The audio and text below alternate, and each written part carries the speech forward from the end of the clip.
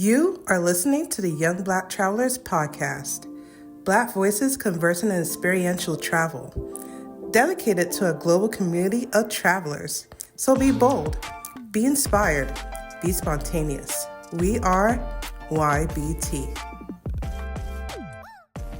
Hi, Young Black Travelers. It is your girl, Krisan, backed by popular demand. And I'm here with Noli, who is our co-host. You may have seen her before.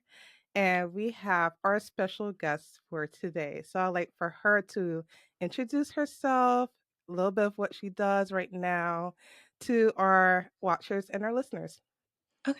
Hi, everybody. My name is Tabiya, but I go by BLVCKPACKER. I just turned 30, and I am a solo backpacker who has traveled to 31 countries and 37 states. And I'm also a flight attendant. So, yeah, Wow. That's a small resume because she does a lot. She is amazing. I'm geeking out while we're doing this recording. So if I'm like, because she does a lot and she'll have a chance to share all her handles at the end, but amazing stuff. That's all I can say. Yes. So just a quick question. So what got you into travel in the first place? And any favorite destinations throughout So your far. travels that you want to share? Yeah. Okay, so I've always been into travel. I'm an only child, so most of my activities that I've done have been by myself, and I just love people overall. I love experiences. I love culture and stuff. So that's really how I got into travel. And plus, the world is just so large. I feel like we have no choice but to go explore. You know what I mean? Like there's so much more to the world than just the United States. And I just want to get out there and go. I know Um, that's right. Favorite destination stateside, I feel like New York City, of course, like Wyoming, because Okay. I know I love Okay. Okay. um, Idaho. They have really good Mm. food. So I Mm. would say those are like my favorite states. As Mm. far as countries, Montenegro. Oh, Okay. yes. Yes. Mm. Well, she knows. Mountains. Noli. Huh? Looks like Noli knows about Oh. Montenegro. Yes. Yep. Montenegro, Guatemala, Mm. mm, Costa Rica. Oof. Okay. I love You Costa have a Rica. long Yeah. list. Yes. And where Switzerland. are you located right now? Because you did say that New York was one of your top places to visit. And Yeah. most of our viewers are in New York. So where are Yes. you located? New York. Okay. Okay. Mm-hmm. You love home. But I'm from Atlanta. Okay. Yeah. Okay. All right. Okay. How you got here in the cold? It's cold right now. It's February. Yeah. At this recording right now, and it's cold. So I don't There's know how you snow got, literally on the ground. I but it believe was. I think it that's was why. snow in Atlanta too. Was No, it? it's No, hot. it's 25 so degrees hot. out. I Some love state that. got some snow. It was crazy. Yeah, it was snowing last week here. Okay, that's true. That's Mm-hmm. true. Well, thank you for sharing that, and I hope that inspires somebody already. And Yeah. if that did not inspire you, I think the main conversation will, because what an Mhm. expedition she did in Antarctica. So Yeah. stay tuned. After our break, we're gonna get into the main conversation. I'm geeking out, so so stay tuned.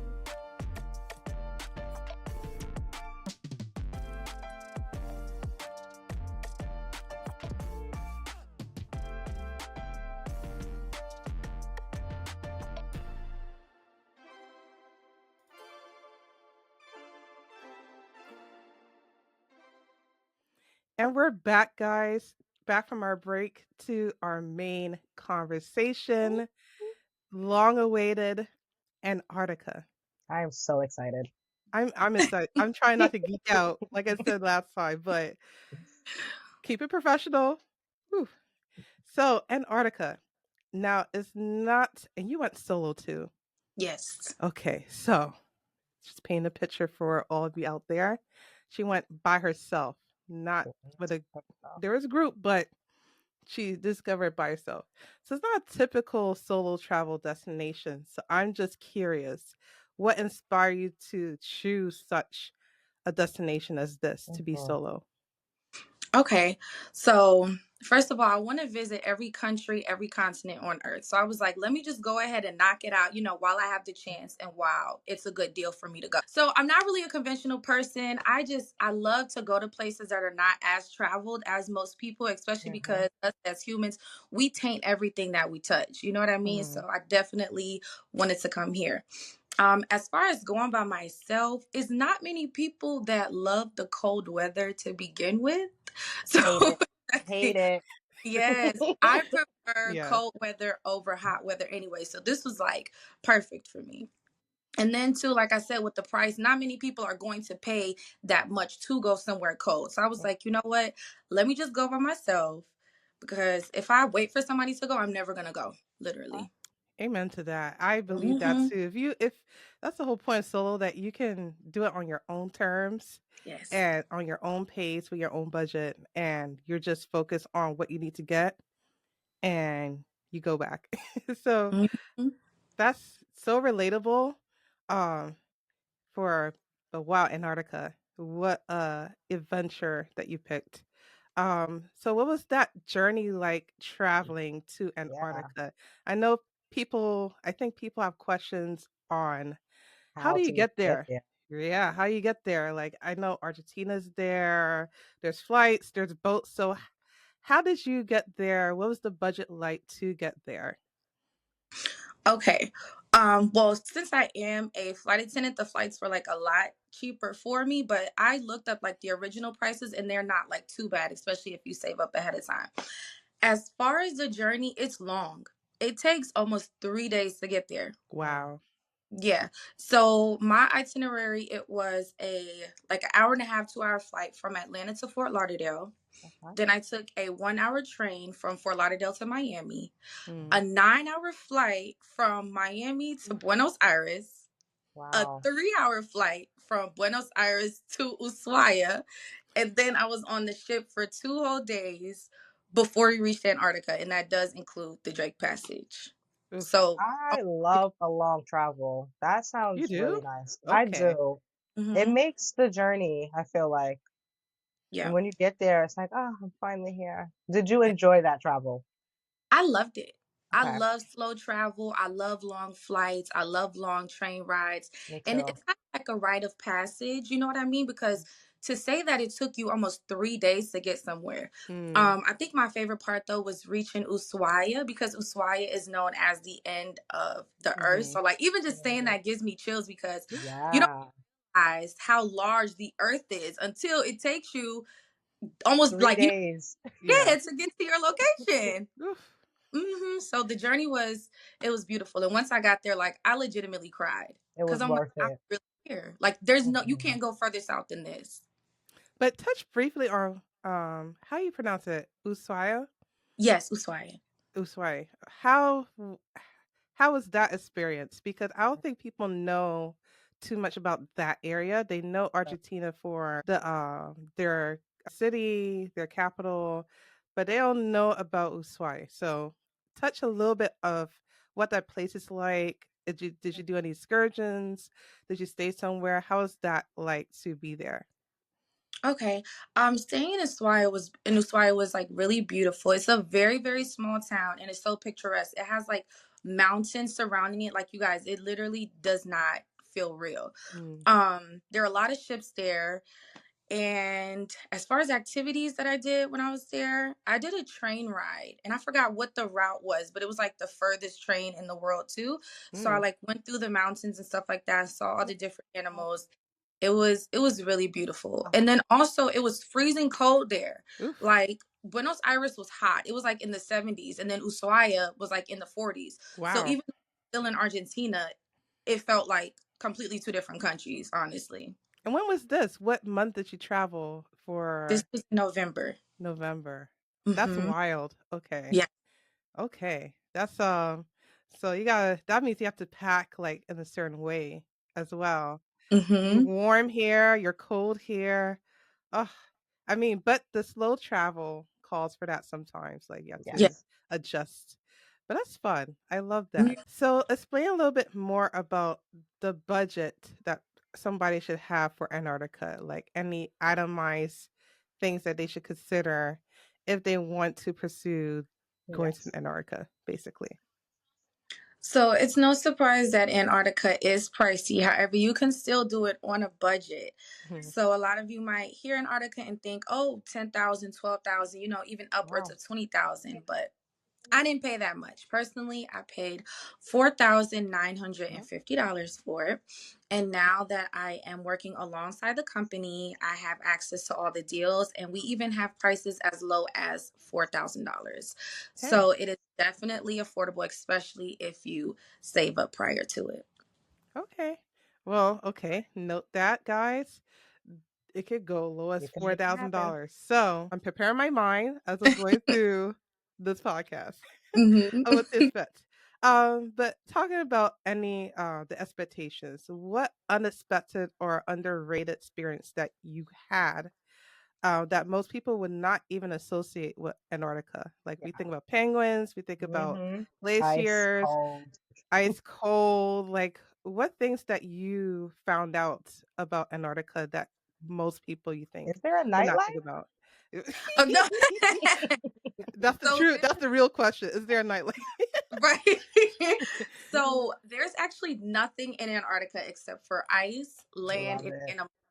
And Mm, there's a post office there too, but that's only open for like a couple months out of the year.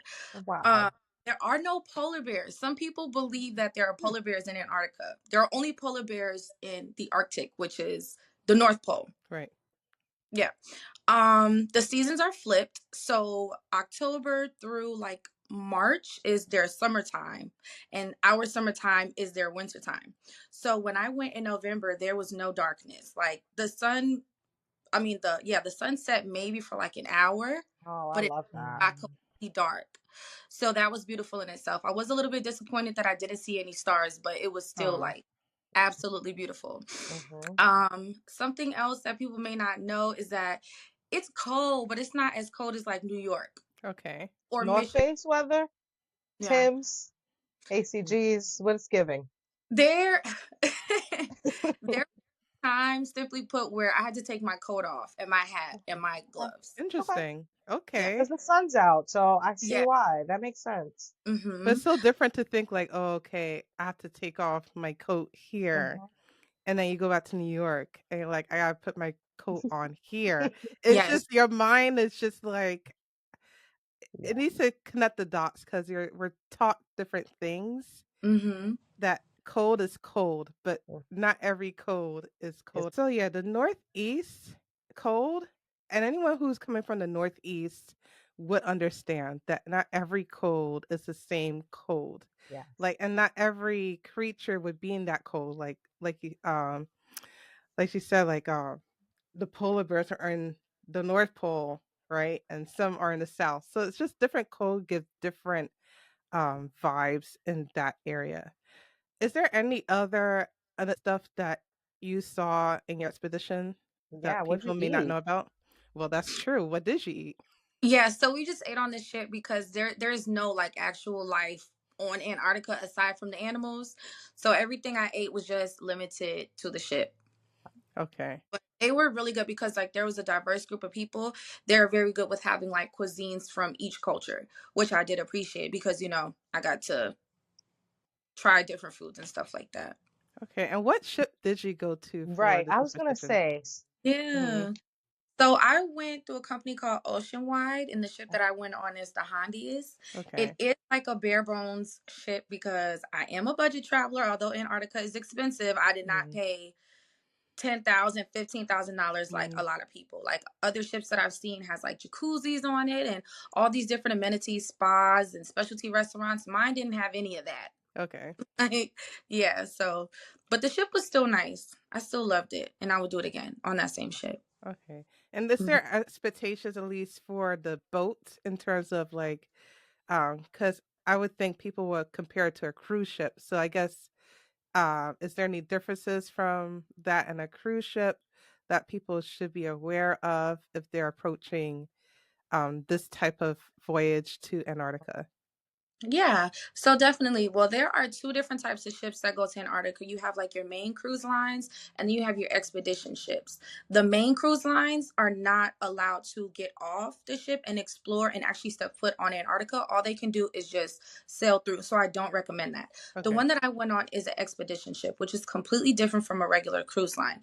There isn't as much like nightlife or entertainment or anything like that. Most of it is going to be lectures about the wildlife, is going to be lectures about Antarctica history, what to expect on the land and stuff like that. But we still did have activities, however, they were off of the ship.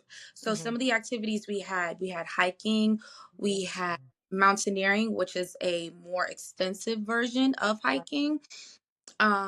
We camped in Antarctica, which Mm. was amazing. We slept overnight. We like got Wow.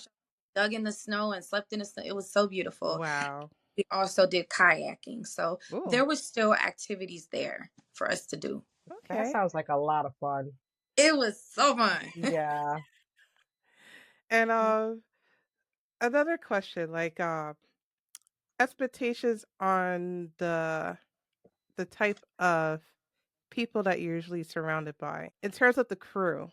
Like, what's their personalities like? Because I know for traveling, the experience of the crew makes all the difference. So the cruise ship is a different vibe. Like I went to a cruise ship and they're more party, Yeah. they rile people up, they serve you well. So I'm wondering, even on the crew end for this expedition, what expectations should people have in terms of how they would approach you? You said lectures, you said they do e- excursions and stuff. So, what type of personalities are there in terms of the crew?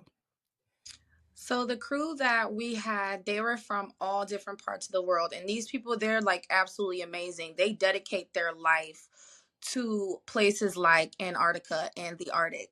So, like for example, there was one expedition guide on there named Chloe. Absolutely loved her. She has an obsession with krill, which is also like plankton. So when it's like it was nice because seeing them in their passion, it made it that much more enjoyable for us. Like I didn't have any interest in learning about plankton, but then she completely changed my mind about it. So now I absolutely love plankton.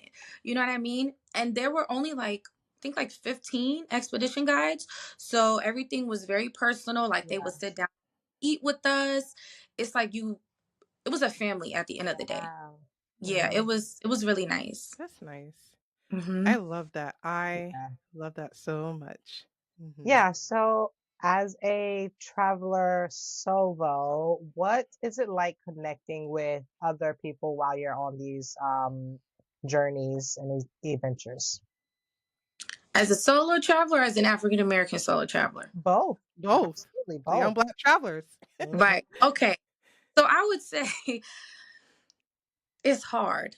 Mm, It's very hard because not a lot of our people go to Antarctica. Like I spoke Hmm. to a lot of people and they just be like, "Oh, Alaska." I'm like, "No, Antarctica." Like a lot of people also didn't think, that it could be visited. They didn't know that it Hmm. was open to tourists.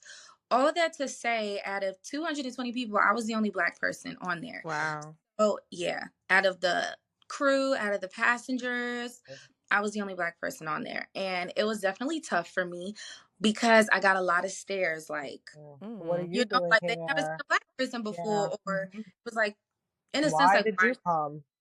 Hmm. Exactly. mm, So it was very awkward in that sense. I did make 3 friends, okay. Okay. Wow. aside At 200. from about 50 friends. But, Mm, that's just the world that we live in. But Mhm. the crew, they made it all the better because I actually hung out with the crew more than I hung out with other passengers, to be honest. Wow. Wow. Yeah. Wow. That's speaks a lot to your journey. What advice would you give other Black travelers that would want to? Just go. Like, mm, that is the biggest piece of advice. Don't wait for nobody because, like I said here, nobody, if they're not really 100% invested or interested, they're not going to spend the money to go. And if you just wait, you're never going to go. So I say just go, be brave, remember the reason why you're doing it, and then also understand that everybody that is on that cruise ship is there for the same exact reason. So even if you may not connect with people like culturally or become best friends with them, at the end of the day, y'all still do share a bond because this is something that you all did together at the end of the day. So I would be brave and just go. It's beautiful. And That's beautiful. before it starts melting because it's already melting. Oh, oh Yeah. no. It's sad. That's Oh, and but also keep your head up too because it is tough. Like I said, it a lot of people didn't really gravitate towards me. And it was crazy because I had that conversation with somebody else on the ship. And I told him, I said, yeah, I really didn't make as many friends. He was like, well, why didn't you go up to people and start conversation? I said, most of y'all didn't have to go up to other people and start conversation. Y'all just sit there and then mm, people come up to you and now y'all playing games and y'all are buddy buddy. I should mm, be able to sit there and have, somebody come up to me too. I shouldn't have to try that hard just to make friends. mm, So other black travelers that do go, just be aware that you may be in the same situation as me or you may not. You may be the only black person there or you may not. But at the end of the day, just keep your head up and remember why you're there and why you went in the first place. yeah. And I hope things like this platform will fix that so that people are aware of, like, you know, the possibility, it's a possibility to go. You can Mm-hmm. go. If that's the Yes. question in your mind coming into this podcast episode, the answer is yes, you can go. You can even go solo. You can even go solo as a black female, okay? And this is how you could do it. We have resources here. The only thing that's keeping you from it is just you not saying yes. That's about it. Um, but yeah, the fear, I could understand the fear of you know, can I feel comfortable in that space? But um travel is is contagious. If one person goes, more people will come. You know how many people said I want to go to Antarctica at the same time? It's crazy because of one person. So we have that one person here who shares all their resources and stuff, and we're going to end this main conversation and we're going to get into more of how she can be in contact with everybody. Any shout outs. We're going to play a little game as well, and we'll do our closing items. So stay tuned. We'll be right back.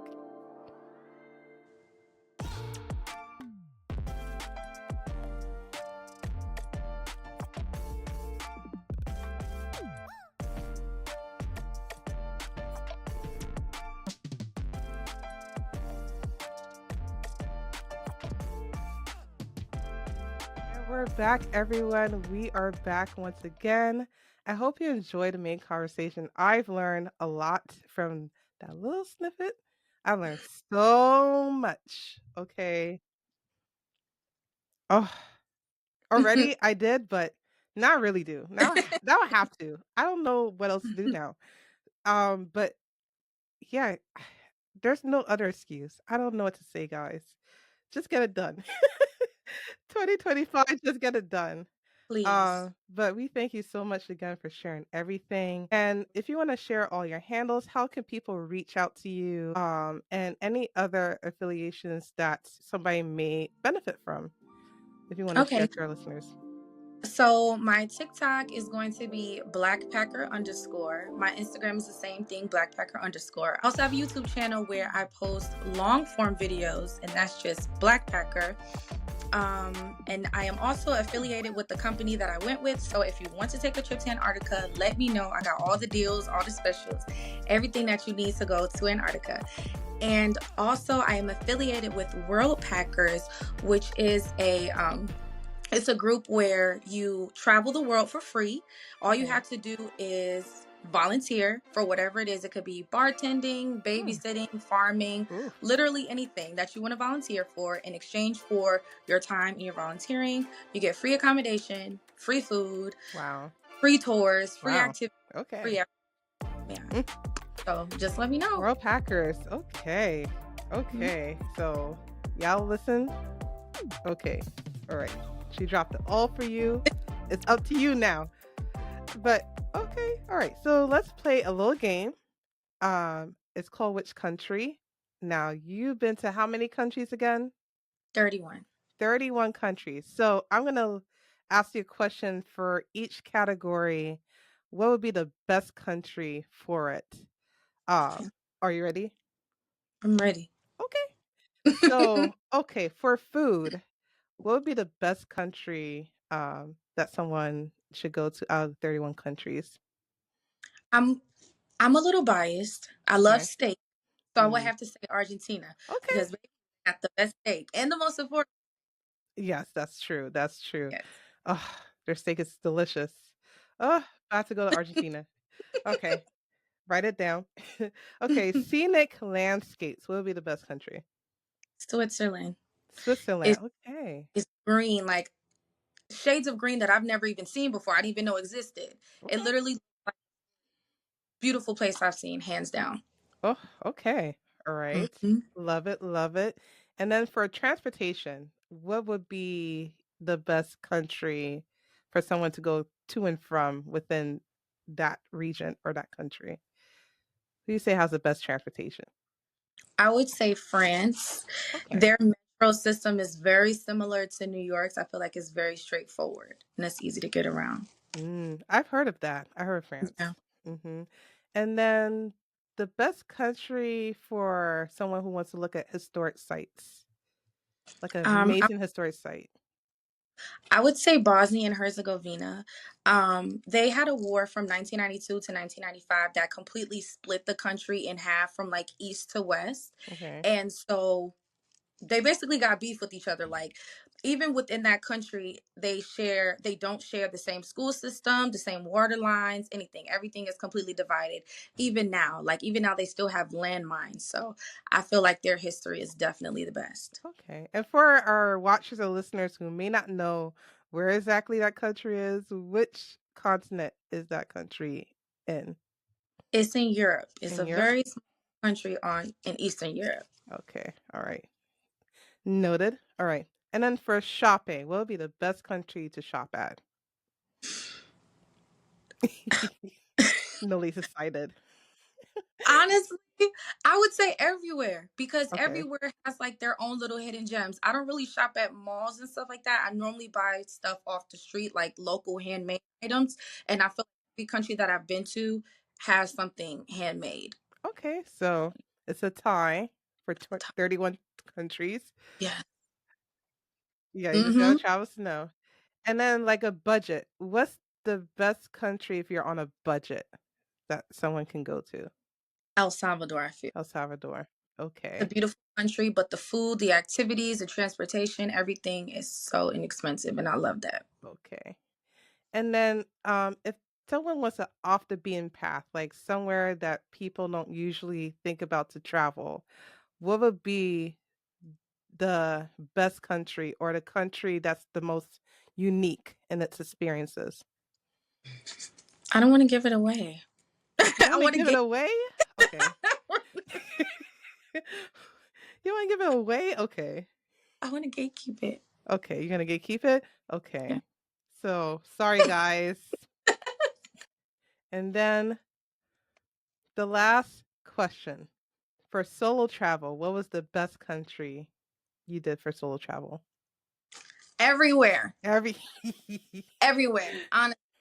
Like the world is made for us. Like anywhere Mm, you want to go, do it by you don't have nobody to do it with you. Like I'm tired of the is it safe for women? Oh, is it safe for this? Oh, is it safe for that? Just be on your P's and Q's. Look up the local laws and you'll be fine. I agree. Solo travel everywhere. Anywhere that exists, you can solo travel. Take it a go. And you're talking to Black female solo travelers, okay?